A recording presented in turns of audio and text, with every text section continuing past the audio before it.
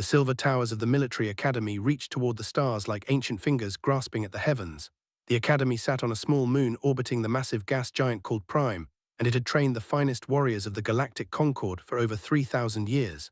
Young beings from dozens of species came here to learn the art of war, and those who graduated became legends among their people. Instructor stood at the center of a massive and looked out at his newest class of cadets. He was a tall reptilian creature with emerald scales that shimmered under the artificial lights. He had 4 muscular arms and his eyes were vertical slits of gold that missed nothing. He had been teaching at this academy for 40 years, and he had seen many eager young warriors come through these halls, but today he would show them something that had shaken even his confidence. The cadets filled the curved rows of seats that rose up around him like a bowl. They were with their compound eyes reflecting the holographic displays in 1,000 tiny mirrors. They were graceful with translucent skin that showed the soft blue glow of their blood moving through their bodies. They were massive covered in thick fur, and they were slender whose crystalline bodies rang like bells when they moved. All of them were young, and all of them believed they understood what it meant to be a warrior. Was about to change that belief forever. Today we begin a new unit of study, he announced, and his deep voice carried through the chamber without effort. We will examine a species that has recently been admitted to the Galactic Concord. They call themselves humanity. A ripple of whispers moved through the cadets. They had heard stories about the newcomers from the small blue planet called Earth. Humanity had only achieved the light travel 40 years ago, which was barely a heartbeat in galactic terms. Their technology was primitive compared to the ancient civilizations of the Concord. Most species considered them curious at best and insignificant at worst. A young cadet named raised her slender hand. Her silver-tinted skin glowed faintly in the dim light of and her large dark eyes showed. Instructor, I must question the value of this lesson. Humans are a young species with limited technology. What can we possibly learn from studying them? Let out a low rumbling sound that might have been a laugh. That is exactly what the High Command believed until 12 years ago when we made first contact with humanity. And it is what they continued to believe until the incident at Station 6 months ago. He touched a control panel, and a holographic star map appeared in the air above his head. A single point of light pulsed red near the edge of Concord space. Station is a neutral trading post near our borders. 6 months ago it was attacked by pirates. Several cadets shifted uncomfortably in their seats. They were feared throughout the galaxy. They were massive creatures standing nearly 3 meters tall with natural armor plating covering their bodies. Their strength could crush metal and their reflexes were than most species could track. Even trained Concord soldiers approached with extreme caution. 47 raiders seized the station and took 300 civilians hostage, continued. They demanded ransom and threatened to begin executing prisoners if their demands were not met. The nearest Concord response fleet was 6 hours away. He paused and let the tension build in the room. But there was a human ship docked at the station when the attack occurred. A simple cargo vessel called the Dusty Trail. It had a crew of 4. Made a sound of disbelief. 4 humans against 47. Instructor, surely you are not suggesting that 4 primitive beings could stand against such a force? I am not suggesting anything, replied. I am going to show you exactly what happened. The security footage from station was recovered and analyzed by Concord Intelligence. What you are about to see has been classified at the highest levels. It does not leave this room. He activated the main holographic display, and the star map dissolved into grainy security footage from inside the station. The corridors were dark and filled with smoke from damaged systems. Emergency lights cast everything in shades of red and shadow. A figure moved through the darkness. The cadets leaned forward to see better. It was a human male of average height with short brown hair and a face that looked worn by years of hard living. He wore simple work clothes stained with grease and dirt. According to Concord records, his name was Danny Cole and he was 43 years old. He had served in something called the United States Marine Corps for 12 years before becoming a merchant captain. He carried no weapons that the cadets could recognize. In his hands, he held only a metal pipe that he had apparently torn from the station's infrastructure. What is he doing? A cadet named Vex asked. His mandibles clicked with confusion. He cannot possibly intend to fight with a piece of pipe. Said nothing, he simply let the footage speak for itself. Danny moved through the maintenance tunnels with a silence that seemed impossible. He had no natural stealth adaptations like he had no camouflage abilities like he was just a human male in dirty clothes creeping through the darkness, and yet he made no sound at all.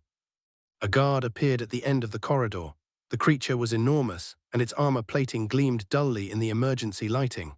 It carried a plasma rifle that could burn through steel, and its sensory organs should have detected the human's heartbeat and body heat from 20 meters away. The never saw Danny coming. The human moved so fast that the footage blurred for a moment. 1 second he was 10 meters away and the next he was on the... He ducked under the creature's sweeping arm and drove the metal pipe into a gap in its armor at the knee joint.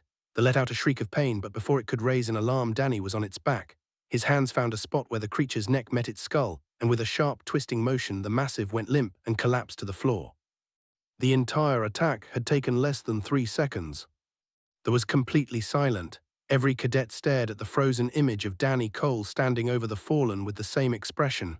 It was not horror exactly, it was something deeper than that. It was the sudden realization that everything they thought they knew about this young species was wrong. Let the silence stretch for a long moment before speaking again. That was the first of 47 that the crew of the Dusty Trail encountered that day. The footage continues for another 3 hours. I suggest you pay very close attention.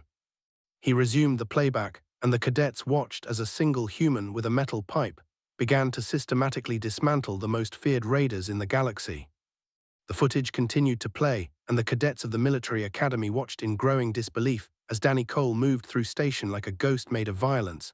He did not fight like any warrior they had ever studied. He did not use the disciplined forms taught at the academy or the brutal efficiency of combat styles. He fought like something ancient and primal, something that had learned to survive in a universe that wanted to kill it. Instructor paused the footage after Danny had disabled his fourth. Can anyone tell me how he knew where to strike? The species was only catalogued by the Concord 200 years ago. Their biological vulnerabilities are classified military intelligence that requires special clearance to access. Vex the cadet raised one of his forelegs. Perhaps the human had access to restricted databases. Perhaps his government provided him with the information. According to every record we have, Danny Cole has never seen it in person before this incident. He has no training in xenobiology. He has never accessed any Concord database. He improvised. Improvised? His voice carried a note of something close to fear. Instructor, that level of tactical adaptation should require extensive training and years of study. How can a being simply look at an unknown opponent and identify its weaknesses in the middle of combat? Let out another low rumble. Humans have a phrase for this ability. They call it reading the room or thinking on your feet. Their brains are capable of analyzing an opponent's movement patterns and extrapolating vulnerabilities in real time. It is not something they learn, it is something they are born with. Every human carries this ability to some degree. He resumed the footage and the cadets watched as Danny began to coordinate with his crew. The other 3 members of the Dusty Trail appeared on different security cameras throughout the station. There was Morris, a woman of 31 with short red hair and hard eyes. She had served as military police before becoming a merchant spacer. There was Vega, a man of 28 with dark skin and calloused hands. He had worked in a factory on Earth before joining the crew and he had no military background at all. And there was Amy Park, a small woman of 25 with a gentle face and quick movements. She had been a school teacher before she decided to see the stars. A factory worker and a teacher, yet on the footage they moved with the same deadly purpose as the 2 former soldiers. The 4 humans communicated through hand signals and brief, coded phrases that their translators could barely interpret. They split up and began to work through the station in a pattern that seemed chaotic but was actually carefully designed. Took position near the main airlock where she could control access to the escape pods. Disappeared into the engineering section where he began to sabotage the station systems in ways that only affected the areas controlled by the pirates. Amy moved through the civilian quarters, quietly waking hostages and getting them to safety through routes that they had not thought to guard. And Danny continued to hunt. The cadets watched him disable after. Some he ambushed from behind using the environment to his advantage. Some he confronted directly using speed and precision to find the gaps in their armor before they could bring their weapons to bear. He collected tools as he moved through the station. A knife from a fallen raider, a length of electrical cable, a fire extinguisher that he used to blind one before crushing its throat with a support beam. This is impossible, a cadet growled. His name was, and he was one of the largest beings in the class. His species was known for their strength and their proud warrior traditions. No single being can defeat so many opponents through improvised combat. He must have had help, hidden weapons, something. Shook his head slowly. The footage has been analyzed by our best intelligence officers. There was no hidden technology, no secret weapons, just 4 humans using whatever they could find. The situation on the station changed suddenly when the leader discovered that hostages were escaping. His name was, and he was enormous even by standards. He stood over 3 meters tall, and his armor plating was scarred from countless battles. He had led raids across 3 sectors and he had never been defeated. Ordered his remaining forces to begin executing prisoners. The cadets watched as 3 dragged a group of terrified civilians into the main cargo bay. Himself held a young child by the throat, his massive claws dimpling the translucent skin. The humans have 1 minute to surrender, announced over the station's communication system, or I begin killing hostages one by one until they show themselves. The footage shifted to show Danny Cole in a corridor not far from the cargo bay. He had been moving toward the engineering section to rendezvous with, but he stopped when he heard this announcement. The cadets could see his face clearly on this camera. They could see the moment when something changed in his eyes. His voice came through on his communicator. "Danny, we need to stick to the plan. The escape pods are almost ready. We can get most of the hostages out before they realize what is happening." "He has a child," Danny replied. His voice was flat and cold in a way that made several cadets feel a chill despite the warmth of the "I know, but if you go in there alone against 20 of them you will die, and we will lose our best chance of saving everyone else." Danny was silent for a moment, then he said, "Get the pods ready, I will buy you time." He walked toward the cargo bay, not running, not sneaking, just walking with the steady pace of a man who had made a decision and would not be turned from it. He dropped the knife he had been carrying. He dropped the electrical cable and the other tools he had collected. When he reached the entrance to the cargo bay, he had nothing but his hands and the same metal pipe he had started with. 23 waited inside. They had plasma rifles and blade weapons and armor that could stop most projectiles. They were the most feared raiders in the sector, and they had never lost a fight. Danny walked through the door, and every turned to face him. Laughed, a harsh barking sound that echoed through the cargo bay. "One human, you send one human to face us. Your species is even more foolish than I believed." Danny did not respond to the leader. Instead, he looked at the hostages huddled against the far wall. He looked at the child still held in his claws. And then he looked at the raiders surrounding him with something in his eyes that made even these hardened killers hesitate. "You have made a mistake," Danny said quietly. "You have threatened innocent people. You have put your hands on a child. And now I am going to show you what happens when you make a human angry." The fight that followed would become required study at military academies across the galactic concord for centuries to come. The cargo bay erupted into chaos the moment Danny Cole moved. The cadets in the watched the security footage with a mixture of horror and fascination as the human became something they had never seen before. He was not fighting like a soldier anymore. He was fighting like a force of nature, like a storm given flesh and purpose. The first to reach him swung a blade weapon that could have cut through ship armor. Danny ducked under it and drove his metal pipe into the creature's knee joint with such force that the leg bent backward. Before the raider could scream, Danny had already moved to the next opponent. He used the falling body as a shield against plasma fire, and then threw himself at a cluster of 3 near the cargo containers. The footage was difficult to follow because Danny moved so fast. He used the environment as a weapon in ways that should have been impossible. He pulled down storage racks to crush opponents beneath them. He swung from support beams to gain height advantage. He grabbed her by its sensor stalks and used the pain to steer the creature into its allies like a living battering ram. A plasma bolt caught him in the shoulder. The cadets could see the burn mark appear on his clothing, and the way his left arm went limp for a moment. Any other species would have gone into shock from the pain. Any trained soldier would have fallen back to reassess the situation. Danny did not even slow down. He switched the pipe to his right hand and kept fighting. A blade caught him across the ribs, and blood began to soak through his shirt. He responded by driving his thumb into the creature's eye socket, and then using its body as a platform to launch himself at another raider. Instructor paused the footage. The image froze on Danny, surrounded by fallen with more pressing in from all sides. Blood covered his face and arms, most of it not his own. His shirt was torn and burned, and his eyes were completely focused, showing no pain and no fear. "This," said quietly, "is what human scientists call the adrenaline response. When a human faces immediate mortal danger, their body floods itself with hormones that fundamentally change their capabilities. Pain signals are suppressed. Strength increases far beyond normal limits. Reflexes become, their focus narrows until nothing exists except the threat and how to eliminate it." His voice was barely a whisper, but the cost to their own body must be severe. Such a biological response would cause tremendous damage.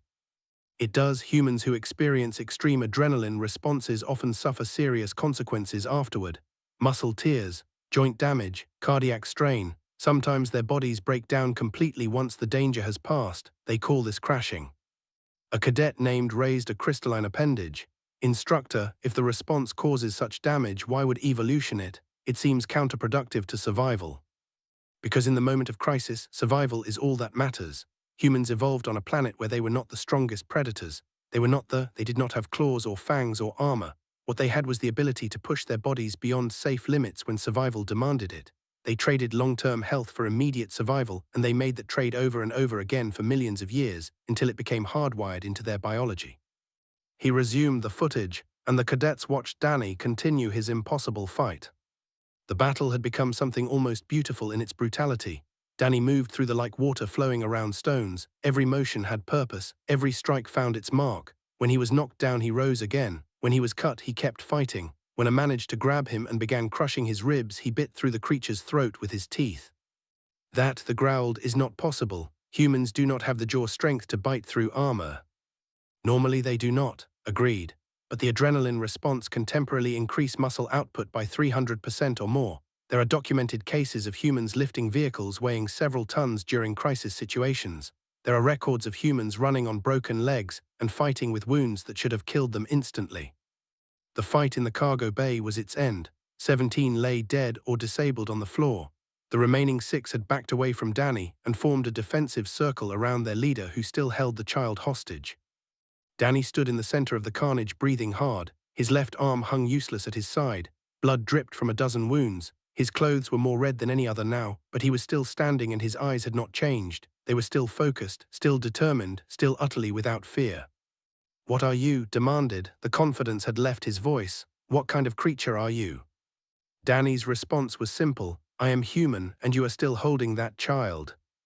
Looked at thee in his claws and then looked at Danny. He was the most feared pirate in 3 sectors. He had killed hundreds of beings in his long career of violence. He had never retreated from any fight. He threw the child to one of his subordinates and roared a challenge as he charged at Danny with all his terrible strength. The cadets expected Danny to dodge or retreat or use some clever tactic to avoid the overwhelming force coming at him. Instead, Danny charged directly at. They met in the center of the cargo bay with an impact that should have shattered human bones. Was twice Danny's size and covered in natural armor. He had strength that could crush starship hulls, but Danny had something that did not understand and could not counter. Danny had already decided that he was willing to die as long as he took with him. The fight lasted 11 seconds. When it was over, lay dead on the cargo bay floor with his own blade driven through the gap in his neck armor. Danny stood over him, swaying slightly as the adrenaline began to fade from his system. The remaining 6 looked at their fallen leader. They looked at the small human covered in blood who had just killed 17 of their warriors, and they ran. Danny let them go. He walked slowly to where the child was huddled on the floor, and he knelt down beside her. His voice when he spoke was gentle despite everything that had just happened. "It is okay now, you are safe. My friends are going to take you to your family." And arrived moments later with the station's surviving security personnel. They found Danny sitting on a cargo container with the child in his lap. He had wrapped his jacket around her to keep her warm, and he was humming a soft tune that his translator could not identify. "The escape pods launched successfully," reported. 287 civilians are safe. We lost 12 in the initial attack before we could mobilize. Danny slowly, "What about our ship?" "Undamaged. We can leave whenever you are ready." "Good, I need coffee." That was all he said. After killing 17 and defeating one of the most dangerous pirates in the sector, his primary concern was coffee. The cadets in the stared at the frozen image of Danny Cole holding a rescued child and asking for a hot beverage, and they began to understand just how different humans truly were. Instructor the holographic displays and walked to the center of his 4 arms clasped behind his back as he looked up at the rows of silent cadets. The footage from station had ended, but its impact still hung in the air like smoke after a fire. "What I have shown you is not an isolated incident," he said quietly. "After the events at station, the High Command ordered a comprehensive study of human combat capabilities. What they discovered has changed the strategic thinking of the entire galactic concord." He activated a new display. This one showed not security footage but historical records from Earth itself, images and video from human archives that predated their first contact with galactic civilization. Humanity has been at war with itself since before they developed written language. Their entire history is a chronicle of conflict. They have fought over territory, over resources, over beliefs, over abstract concepts that have no physical form. Sometimes they have fought for reasons that even they cannot fully explain. The display showed battlefield images that made several cadets look away, vast fields covered with fallen soldiers, cities reduced to rubble and ash, weapons that could destroy entire regions with a single detonation. In a single conflict they call World War II, which occurred approximately 80 Earth years ago, an estimated 70 million humans died. That number is greater than the total population of several member species in the Galactic Concord, and it was not their century. Luminous skin had gone pale. How did they not destroy themselves? With such capacity for violence and such willingness to use it, they should have gone extinct long ago. They almost did, multiple times. Humans developed weapons capable of rendering their entire planet uninhabitable, and they came within moments of using them on several occasions. Their history contains numerous instances where the survival of their species depended on individual decisions made under extreme pressure. Pulled up a new set of images. These showed humans not in conflict but in cooperation, building structures, creating art, gathering in massive crowds for events that seemed to involve nothing but listening to music together. This is the part that confuses every analyst who studies humanity. They are capable of extraordinary violence, but they are equally capable of extraordinary cooperation. They form communities across vast distances. They create institutions dedicated to peace and mutual benefit. They sacrifice their own resources to help strangers they will never meet. The same species that nearly destroyed itself multiple times also developed concepts like universal rights and organized charity. Vex the cadet made a clicking sound of confusion. How can both things be true? A species cannot be simultaneously so destructive and so constructive. The traits are contradictory.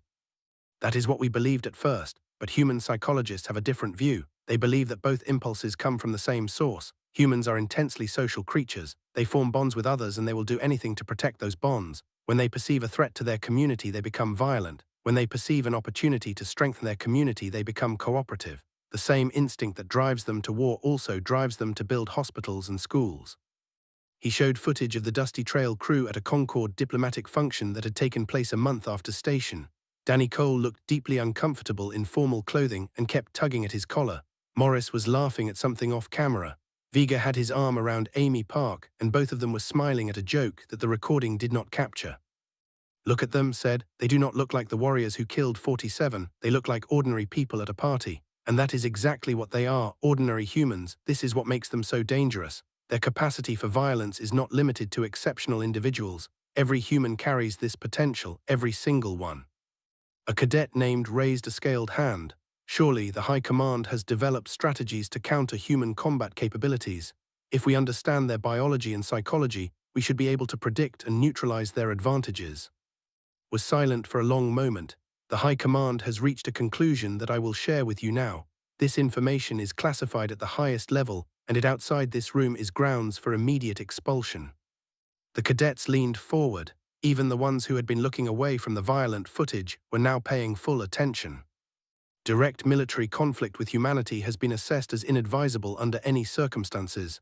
Not because we could not achieve victory. Our technology is more advanced. Our numbers are greater. Our experience in galactic warfare spans millennia while theirs spans decades. On paper, we should be able to defeat them easily. He paused and looked each cadet in the eye. But humans do not fight on paper. They fight in reality where nothing goes according to plan and everything depends on adaptation and will. The High Command's analysis concludes that any war with humanity would be technically winnable but practically catastrophic. Humans do not surrender. They do not accept defeat. They will fight to the last individual, and they will make every victory so costly that the winner will question whether it was worth achieving. Spoke up, then what is the recommended approach? If we cannot defeat them and we cannot ignore them, what does the Concorde propose? Alliance, full integration into the Galactic Concorde as equal partners, not because we fear them although we should, but because the alternative is worse. Humans as enemies would be a constant threat that would drain our resources and cost countless lives. Humans as allies would be something unprecedented, a species that would fight beside us with the same ferocity that they would fight against us. He showed one final piece of historical footage. It was from Earth, and it showed human soldiers helping civilians of another nation after a devastating natural disaster. The same soldiers who had been fighting a war the previous week were now pulling survivors from rubble and distributing food and medicine. Humans have another phrase that is relevant here. They say the enemy of my enemy is my friend, but they also say something else. They say that those who stand with them in dark times will never be abandoned in light times. Once humans accept you as an ally, they will defend you with the same commitment they show to their own families. The growled thoughtfully, and if we betray them, if an alliance is formed and then broken. His expression became grim. Then we would face the full fury of a species that has spent its entire existence learning how to destroy things that threaten what they love. The analysis suggests that there is no scenario in which betraying humanity ends well for anyone. They fell silent as the cadets processed what they had learned. The human species had gone from a curiosity to a potential threat to something else entirely in the span of a single lesson. They were not simply dangerous. They were a force that could reshape the balance of power in the galaxy depending on which side they chose. Tomorrow, announced, we will begin studying specific human tactics and strategies. You will learn how they think, how they fight, and most importantly how they decide who deserves their loyalty. Because the Concord has decided that humanity must become our ally, and that means we must become worthy of their trust. The cadets filed out of the in-thoughtful silence. None of them would ever look at humans the same way again. 3 months had passed since Instructor first showed the station footage to his cadets. The military academy had changed in ways both obvious and subtle during that time. Human instructors now walked its silver corridors alongside the traditional and teachers. Human combat techniques were being integrated into the standard curriculum, and the cadets who had once dismissed humanity as a primitive species now watched every human they encountered with a mixture of respect and careful attention. Stood at the edge of the academy's observation deck and looked out at the stars. The gas giant Prime filled half the sky with its swirling bands of orange and gold. She had come here to think about everything she had learned and everything that was about to change. "Beautiful view," a voice said from behind her. She turned to find a human woman standing a few meters away. The woman was perhaps 30 years old with brown hair pulled back in a practical style and kind eyes that seemed older than her face. Her name was Grace, and she was one of the new human instructors assigned to teach what they called crisis response training. "Yes," agreed. "I often come here when I need perspective." Grace walked to stand beside her at the observation window. "Tells me you have been one of his best students. He says you ask the right questions." "I have many questions about humanity. Most of them I do not know how to phrase." Grace smiled. "That is usually the best kind of question. The ones you cannot quite put into words often lead to the most important answers." Was quiet for a moment. "I have studied the station footage many times now. I have analyzed Danny Cole's tactics and Morris's coordination and the way Vega and Amy Park adapted despite having no military training. I understand how they did what they did. What I do not understand is why. Why they fought. Why they risked everything for strangers. The hostages on that station were not human. They were and Danny Cole had never met any of them. He had no obligation to help. He could have taken his crew and fled on his ship and no one would have blamed him." Grace leaned against the observation window frame and considered the question. "What do you know about human history?" "I know that your species has been at war constantly throughout your existence. I know that you developed weapons capable of destroying your own planet. I know that you came close to extinction multiple times." "All true, but do you know what happened after each of those near-extinction events?" Shook her head. "We rebuilt not just our cities and our institutions, but our sense of what we wanted to be. Each time we came close to destroying ourselves, we had to face what we really were. And each time we chose to be better, not perfect, never perfect, but better than we were before." She turned to face directly. Danny Cole did not fight those because he had calculated the strategic value of the hostages. He fought because he looked at innocent people in danger and something inside him could not walk away. It is not logical, it is not strategic, it is simply what humans do. Even when it costs you everything. Especially then, there is a concept in human psychology called the helper instinct. When we see someone suffering, our first impulse is to help. We have to actively override that impulse if we want to ignore the suffering, and most humans do not want to override it. Most of us want to help even when it hurts us to do so. Luminous skin flickered with emotion. "That seems like a tremendous weakness. An enemy could exploit that instinct easily. They have many times throughout our history. But it is also our greatest strength because it means we never stop fighting for each other. You can defeat a human army, you can destroy human cities, you can kill millions of us, but as long as one human sees another in need, they will try to help, and that means we never truly give up." The two of them stood in silence for a while, watching the stars wheel slowly past the observation window. Finally spoke again. "The Concord has decided to pursue alliance with humanity, full integration as equal partners. Do you believe this will work?" Grace considered the question carefully. "I believe it can work, but it will require effort from both sides. Humans are not easy allies. We are stubborn and emotional, and we have a tendency to form strong opinions quickly. We also hold grudges for a very long time, and we never forget when someone breaks our trust. And if the alliance succeeds, what will humanity bring to the Concord? Everything we have, our capacity for violence, yes, but also our capacity for creation, our stubbornness, but also our determination, our tendency to fight, but also our refusal to abandon those who stand with us. Grace smiled. Humans are not the strongest species in the galaxy, we are not the smartest or the most advanced, but we are perhaps the most persistent. We do not give up, we do not surrender, and we do not forget our friends. A chime sounded throughout the academy, indicating that the next training session was about to begin. Straightened and prepared to return to her duties. One more question, she said. The incident at station has been classified at the highest levels. Only military personnel with special clearance can access the footage. Why did the Concord decide to show it to cadets?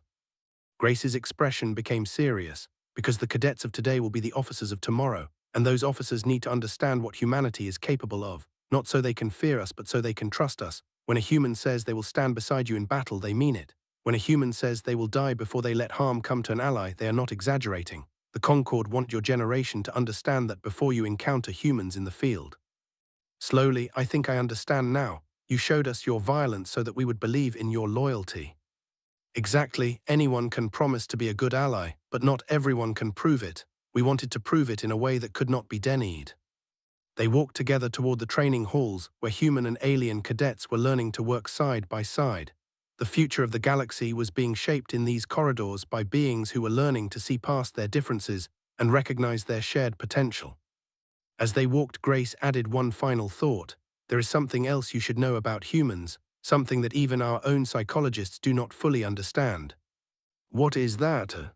We are capable of great violence, but we do not enjoy it. Danny Cole did not want to kill those he did not celebrate afterward. He sat quietly with a rescued child and asked for coffee because he needed something normal to hold on to after doing something terrible. Humans are not monsters. We are beings who have learned to become monsters when necessary and then return to ourselves when the danger has passed. Thought about this for a long time. She thought about the footage of Danny Cole covered in blood and the footage of Danny Cole holding a child. She thought about the species that had nearly destroyed itself and the species that had reached out to help strangers across the galaxy. She thought about violence and compassion existing in the same hearts beating in the same chests. And she began to understand why the Galactic Concord had decided that humanity was worth the risk. The alliance would not be easy. There would be misunderstandings and conflicts and moments when both sides questioned whether it was worth continuing. But it would endure because it was built on something more solid than politics or strategy. It was built on the understanding that humans were exactly what they appeared to be: dangerous and kind, violent and gentle, capable of destroying worlds and equally capable of saving them. The stars continued to wheel past the observation windows of the Academy. Somewhere out in that vast darkness, the crew of the Dusty Trail was hauling cargo between stations, completely unaware that they had changed the course of galactic history. Danny Cole was probably complaining about delivery schedules. Morris was probably running maintenance on their weapons just in case. Vega and Amy Park were probably playing cards in the common room and about whose turn it was to cook dinner. Ordinary people doing ordinary things. That was the secret that the galaxy was only beginning to understand. The most extraordinary thing about humanity was how ordinary they seemed until the moment they were needed, and then they became something else entirely. The future stretched out before the Galactic Concord like an uncharted star map. For the first time in 3,000 years, that future included a species that nobody quite knew how to classify. Humanity was neither conqueror nor conquered. They were something new, something the galaxy had never seen before. They were allies, and that made all the difference.